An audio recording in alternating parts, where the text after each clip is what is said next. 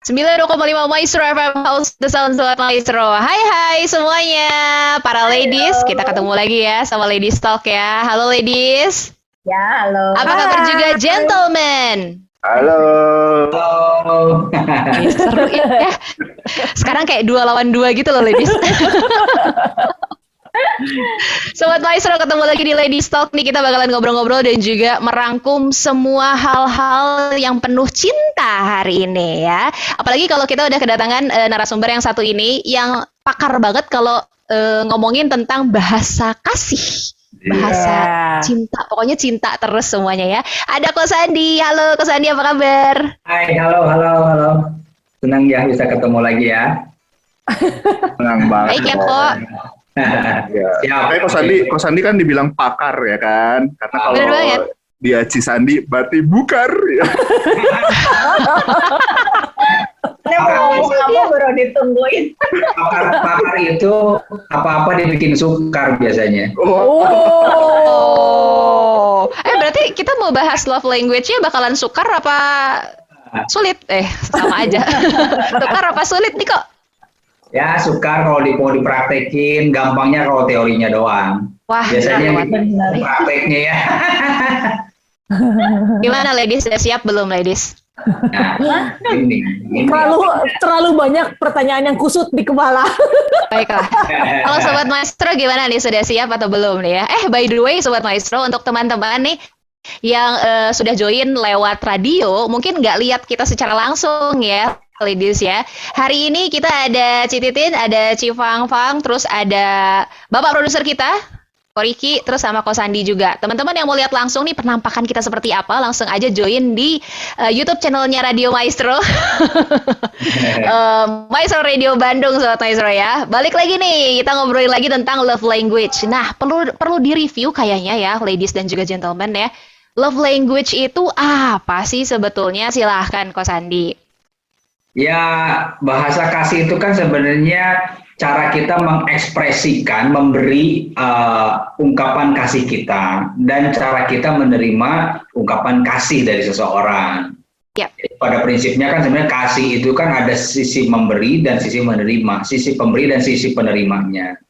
Nah, dari sisi penerima maupun si pemberi kasih ini, mereka tuh punya sebuah kecenderungan mana yang paling meninggalkan kesan buat masing-masing ya, si pemberi maupun si penerima.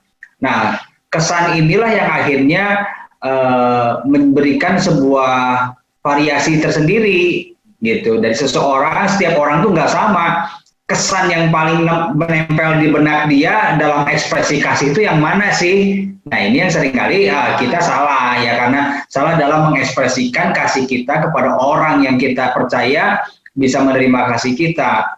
Tapi karena misalnya dia melihat ekspresi kasihnya nggak cocok, seringkali gaya kita, cara kita memberikan kasih itu nggak keterima dengan baik ya, tidak meninggalkan kesan karena bahasa kasihnya yang tidak tersentuh di situ. Kira-kira gitulah gambarannya ya. Tapi kalau gitu berarti bahasa kasih itu tuh kayak harus disesuaikan dulu supaya orang bisa dapat kesan, atau sebetulnya bebas-bebas aja sih, bisa kita semua maksudnya nggak harusnya sama gitu. Ya pasti kan beda-beda ya, jadi setiap orang kan bisa ada yang sama, kebetulan sama, dan tidak selalu sama juga. Yang pasti kan kita harus memahami gitu, kita harus memahami.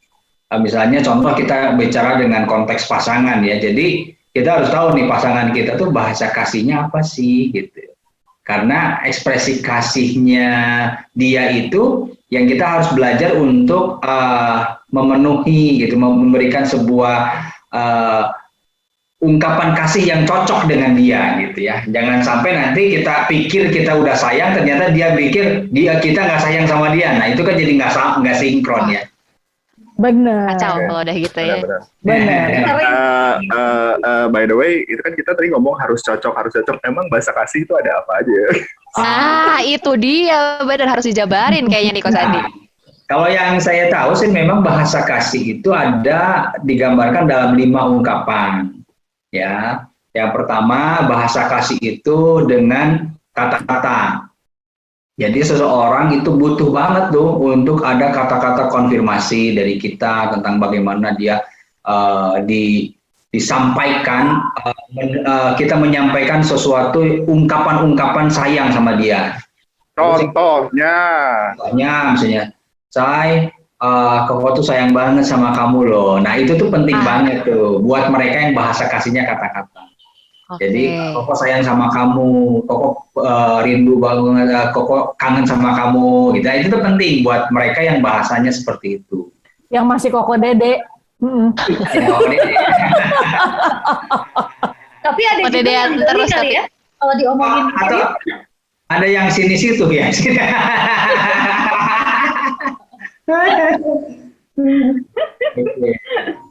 Itu satu.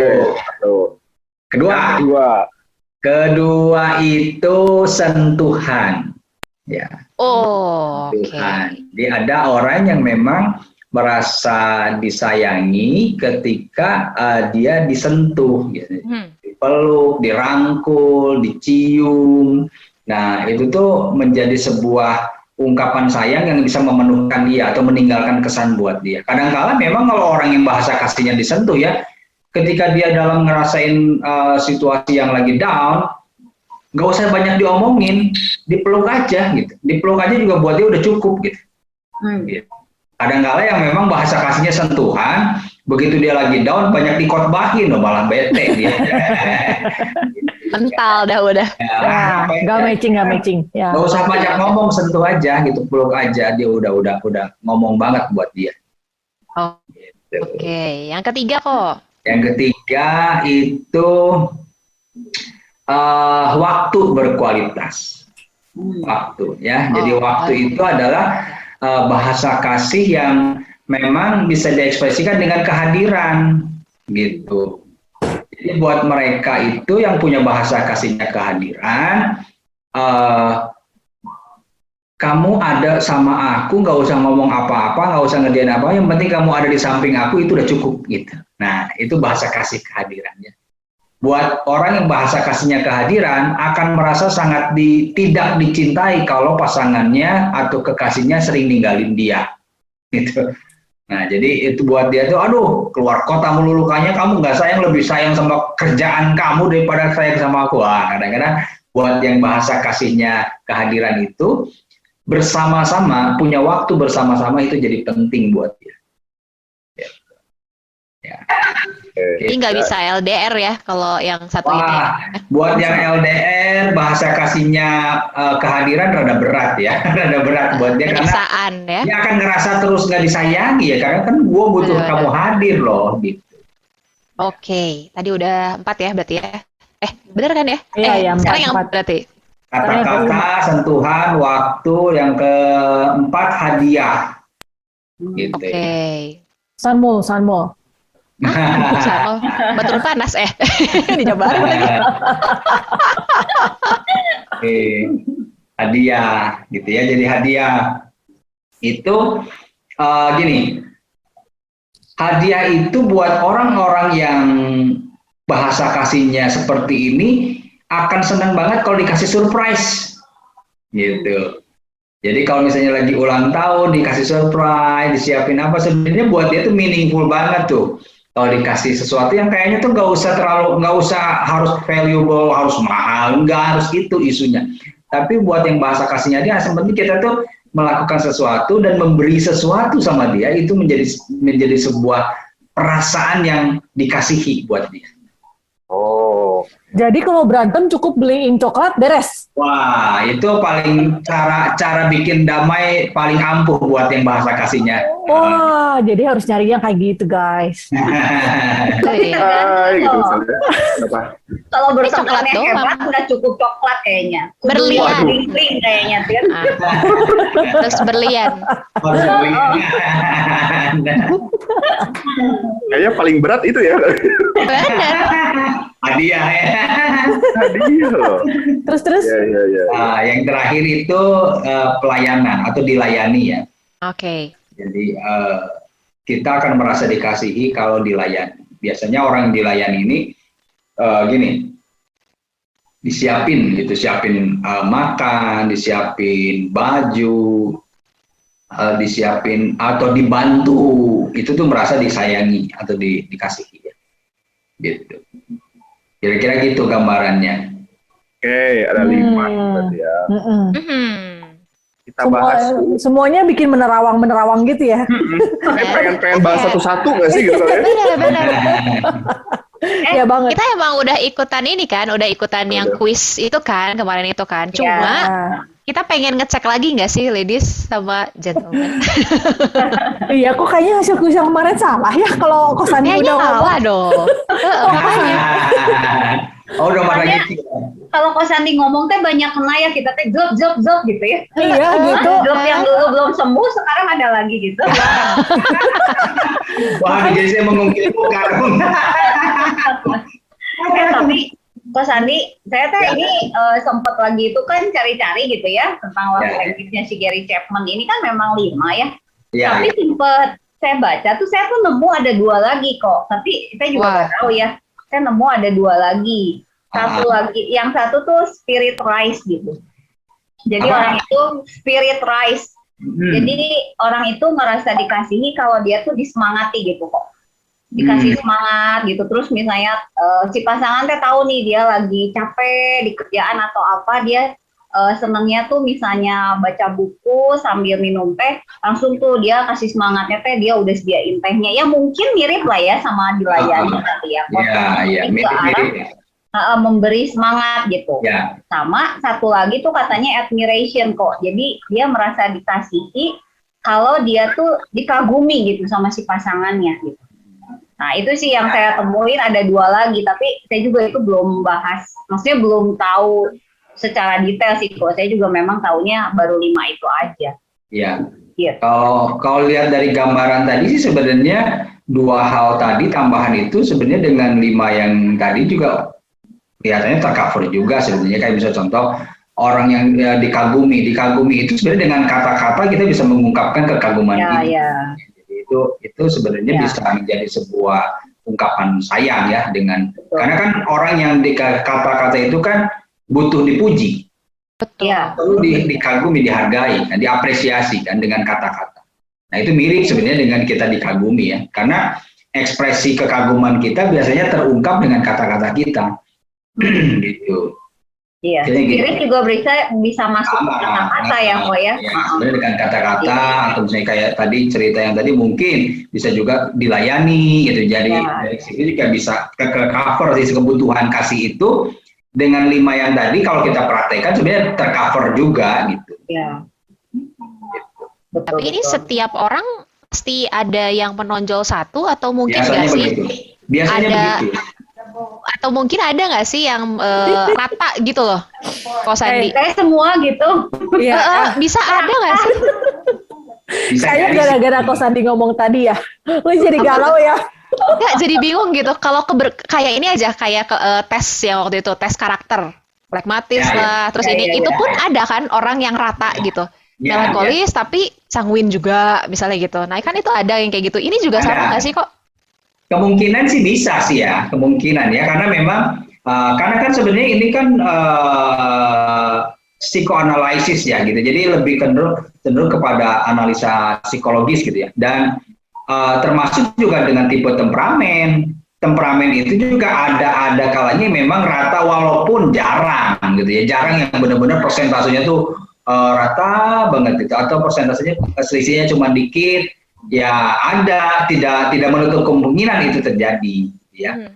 Tapi biasanya sebagian besar atau pada umumnya itu ya kisarannya 2 terbesar biasanya yang lebih menonjol.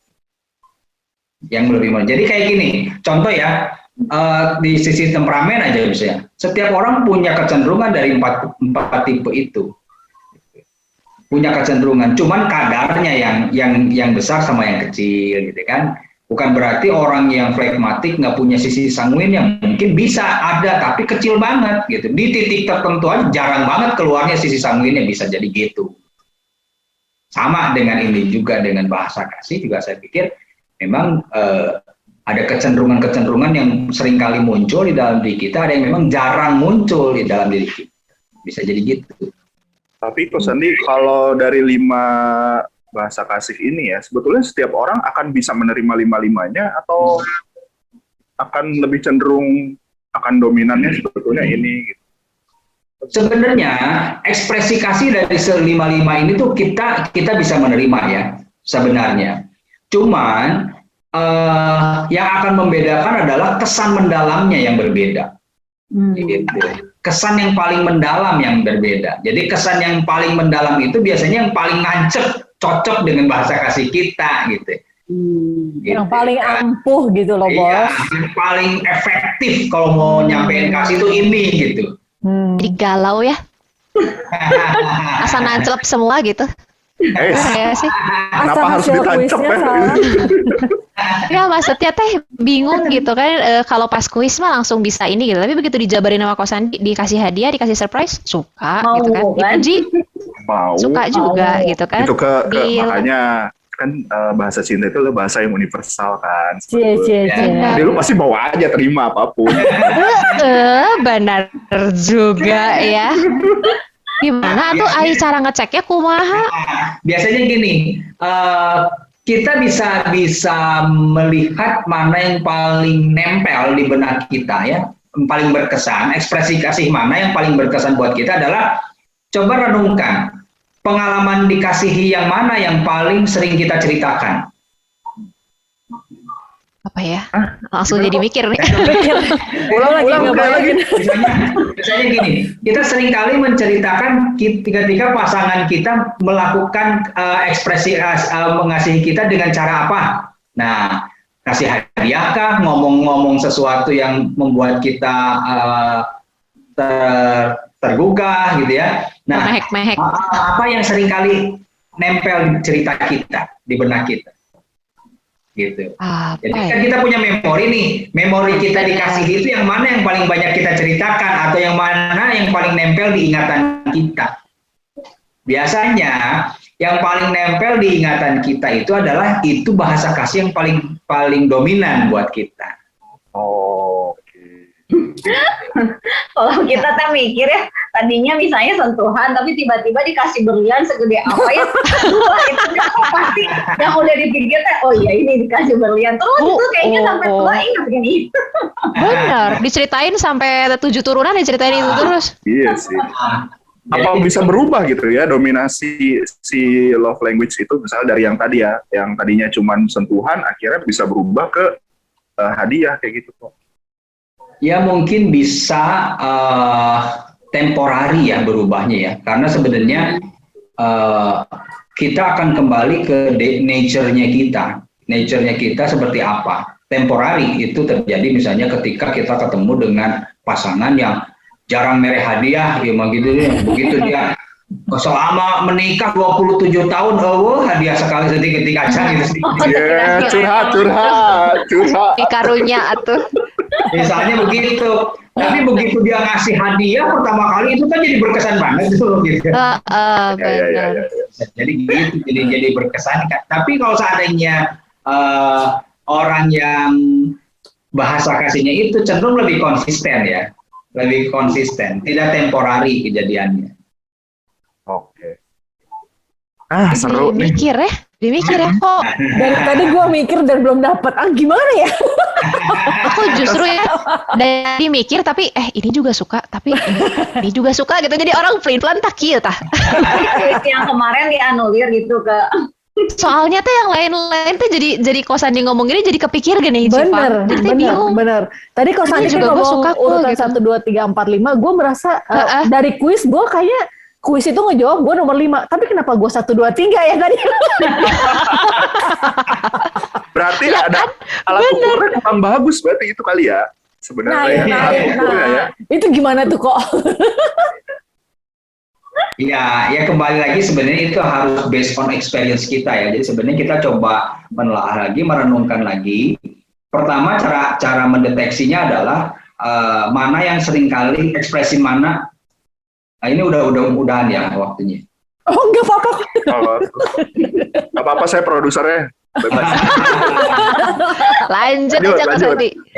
Misalnya contoh gini, tadi ekspresi kasih mana yang seringkali yang paling memorable buat kita, gitu ya. Itu bisa melihat kecenderungan kita. Kedua, cara kita melihat ekspresi kasih kita adalah kita ngungkapin sayang kita sama pasangan kita, caranya gimana? Oke.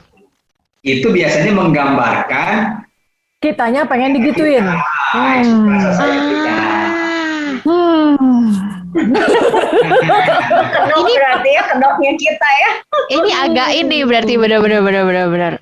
Oke. Ini menarik sih. Benar nggak sih, ladies? Aku jadi mikir nih, aku kalau sukanya itu kedok tadi ya. Aku sukanya bikin kedok apa? Sobat Maestro, kita bakalan ngobrol masih banyak lagi nih yang harus kita bahas ya, dan kita bakalan bahas satu-satu kali ya, Koriki ya, biar lebih seru ya.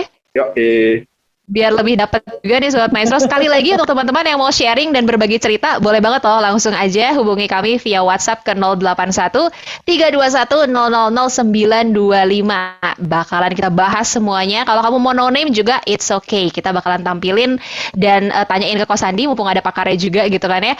No name Sobat Maestro. Oke. Yuk, nanti kita bakal balik lagi. Tetap di Lady Stock ya.